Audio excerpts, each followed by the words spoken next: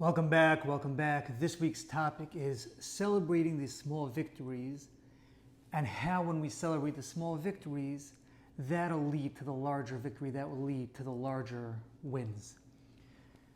Rav Shimshon Pincus once told over a story about an individual who decided that he wanted to finish the entire Shas. He wanted to finish a little over 2,700 dafim, 2,700 pages of the Talmud.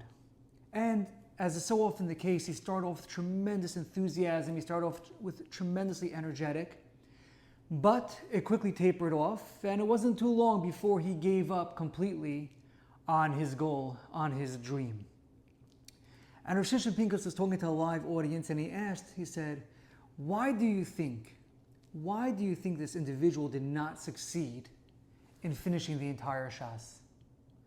So, different people ventured to guess different reasons. One person said possibly he set the bar too high. He never stood a chance of being able to do it. Somebody else said that maybe he wasn't enough of a go-getter. He just threw in the towel too quickly. He gave up too easily. Rav Shimshon Pincus said something truly interesting. Rav Shimshon Pincus said that the reason why this individual failed was for two reasons. Was number one, that he didn't drink a l'chaim when he had this idea. That was number one.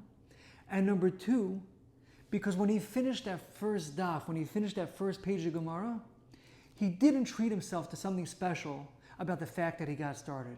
Rav Shimshon Pincus said the reason why this individual failed at trying to finish the entire Shas is because he did not celebrate the small accomplishments of finishing even one page of Gemara, and he did not even celebrate the fact that he had this idea and this aspiration to finish the entire Shas.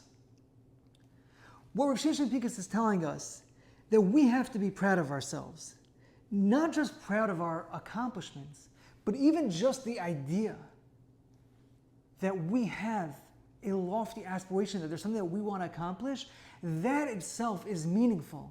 And when we embark on the journey, it's not just the end goal we were trying to get to, but it's every step along the way of that journey that's bringing us closer to where we want to get. That itself is worthy of being celebrated along the way. You know, Jeff Hayden, in his book, The Motivation Myth, he speaks of a very similar concept. He says, imagine you have an individual whose goal is to do $10 million in sales this year. He wants to do $10 million in sales, or you have another guy, he wants to run a marathon. He says, sure, if you hit your goal, if you hit the $10 million in sales, when you run that marathon, you're going to feel accomplished. But how long is that feeling going to last for before you start feeling restless again? Okay, what's now? What's new? But the bigger question is, let's say you don't hit that goal. Let's say you don't hit the $10 million in sales, you do $8 million for the year. Were you a failure? You don't run the marathon. You miss it by a mile. You go from couch potato to almost running a marathon, you miss by 1 mile. Sure, it's not geschmack. You're upset that you didn't get the whole entire thing. But are you really a failure?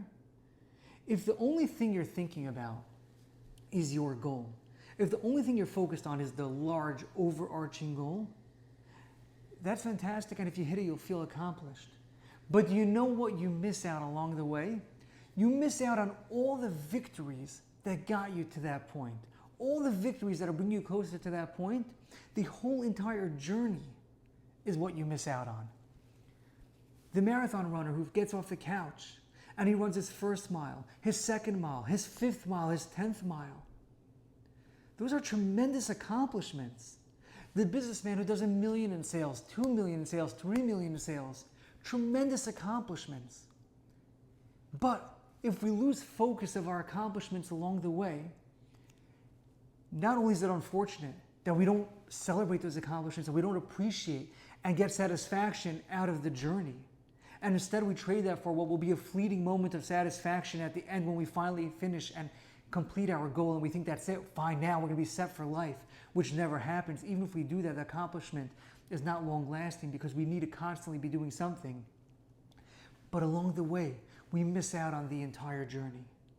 But not only that, The difference between the successful person and the unsuccessful person is, according to Shinshin Pincus, and Jeff Hayden says this as well, is celebrating those accomplishments, those small wins. Why?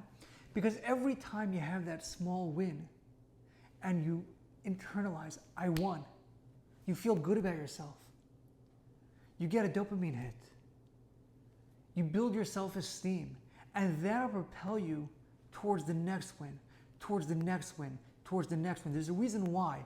After you set a goal, what does a successful person do? He builds out a roadmap of baby steps, of small actionable steps that he has to take to get to that point. Because by focusing only on the large overarching goal, we could lose track of all the small steps that we need to take to get us there. By focusing on each victory, by focusing on each high point of the journey, that itself makes the journey more sustainable. That itself makes us want to go to the next step, want to take it again and again and again, win after win after win. Success can be predictable. Success is there's a path to success. And even if you don't hit that end goal, but you'll get so much further if you're focused on every single win along the way. What do I need to do along the way to get to every single one of those wins?